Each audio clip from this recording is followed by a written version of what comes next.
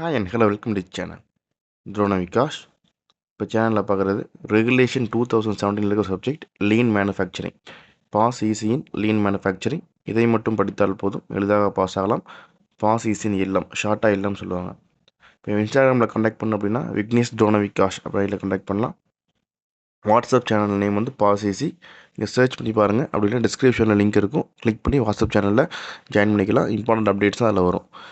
YouTube சேனலில் join பண்ணாலும் யூடியூப்லேயே join அப்படின்னு பட்டன் இருக்கும், அதை கிளிக் பண்ணி ஜாயின் பண்ணலாம். அப்படி இல்லைனா லிங்க் வந்து நம்ம டிஸ்கிரிப்ஷன்லேயே இருக்கும், நீங்கள் கிளிக் பண்ணி கூட யூடியூப் சேனலில் ஜாயின் பண்ணிக்கலாம். இப்போ பார்க்குறது ரெகுலேஷன் 2017 இருக்கிற ஒரு ஓப்பன் சப்ஜெக்ட் லீன் மேனுஃபேக்சரிங். இதுக்கு பார்த்தீங்கன்னா வந்து கொஸ்டின் பேப்பர் நம்ம கிடைக்கல, ரெடி பண்ணி கொடுத்தவங்க வந்து டாக்டர் சுதர்சன் சார்.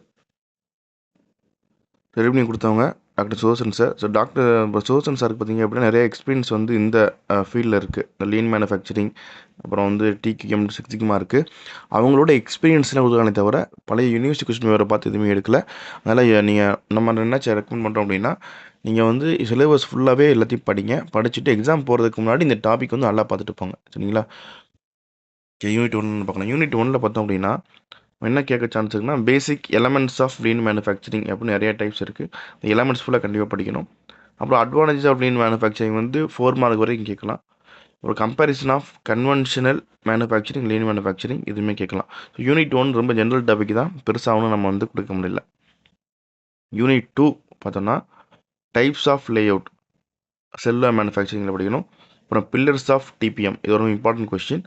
அப்புறம் overall equipment efficiency of TPM, இதில் வந்து ப்ராப்ளம் கேட்கறதுக்கான பாசிபிலிட்டிஸ் இருக்குது. ஷார்ட்டாக வந்து ஓஇஇ அப்படின்னு சொல்லுவாங்க, ஞாபகம் வச்சுக்கணும். அடுத்து கன்பன் இம்ப்ளிமெண்டேஷன், இதில் பார்த்தோம் அப்படின்னா இந்த நாலுமே ரொம்ப இம்பார்ட்டன்ட் தான். இதில் வந்து பில்லர்ஸ் ஆஃப் டிபிஎம் வந்து கேட்கறதுக்கான பாசிபிலிட்டிஸ் நிறையா இருக்குது. அப்புறம் வந்து கன்பன் இம்ப்ளிமெண்டேஷன் பாசிபிலிட்டி இருக்குது. ஓவரால் எக்யூப்மெண்ட் வந்து ப்ராப்ளம் நம்ம டஃப் பண்ணணும்னா கேட்கலாம். இன்னொன்று என்ன அப்படின்னா, சப்ஜெக்டை பொறுத்த வரைக்கும் ப்ராப்ளம் அவங்களே கொடுத்துடலாம். இல்லை அப்படின்னா நீங்களே வந்து சூட்டபிள் ப்ராப்ளம் நீங்களே எடுத்துகிட்டு சால்வ் பண்ண சொல்லலாம். அந்த ப்ராப்ளம் பார்க்கும்போது கொஞ்சம் வந்து நீங்களே ஒரு மெமரைஸ் பண்ணுற மாதிரி ப்ராப்ளம் பார்த்துக்குங்க. யூனிட் 3 என்ன அப்படின்னா, principle of TQM. Principle of TQM நிறையா இருக்குது. இந்த டெவிங் ஜூரான் இந்த மாதிரி நிறைய பிரின்சிபல் இருக்கும். எல்லா பிரின்சிபலையும் படிச்சுக்குங்க. அடுத்து வேல்யூ ஸ்ட்ரீம் மேப்பிங், விஎஸ்எம் ஷார்ட்டாக சொல்லுவாங்க. இது 5 இயர்ஸ் கான்செப்ட். இந்த 5 இயர்ஸ் கான்செப்ட்டும் கேட்கலாம். 5 இயர்ஸ் கான்செப்ட் பொறுத்த வரைக்கும் என்ன அட்வான்டேஜ்னா, நீங்கள் 2 மார்க்லையும் கேட்கலாம், இல்லை வந்து 30 மார்க்லையும் கேட்கலாம். அடுத்து யூனிட் 4. யூனிட் 4 பார்த்தோம் அப்படின்னா சிக்ஸ் சிக்மா, அது வந்து டிஎம்ஏஐசி அப்படின்னு உங்களுக்கு ஃபுல் ஃபார்ம் இருக்குது. நீங்கள் அதை பார்த்துக்க டிஎம்ஏஐசினா என்னென்னு தெரிஞ்சுக்கங்க. டிசைன் ஆஃப் எக்ஸ்பெரிமெண்ட்ஸ்னு கேட்கலாம். அது டகுச்சி லாஸ் ஃபங்க்ஷன்லேருந்து கொஷின்ஸ் வரலாம். அடுத்து யூனிட் 5 பார்த்தோம் அப்படின்னா கேஸ் ஸ்டடி. இந்த கேஸ் ஸ்டடியை பொறுத்த வரைக்கும் சிலபஸ் தெளிவாக கொடுக்கல. இருந்தாலும் ஜென்ரலாக கேட்குற கேஸ் ஸ்டடி என்ன அப்படின்னா, டொயோட்டா ப்ரொடக்ஷன் சிஸ்டம், ஷார்ட்டாக டிபிஎஸ் சொல்லுவாங்க.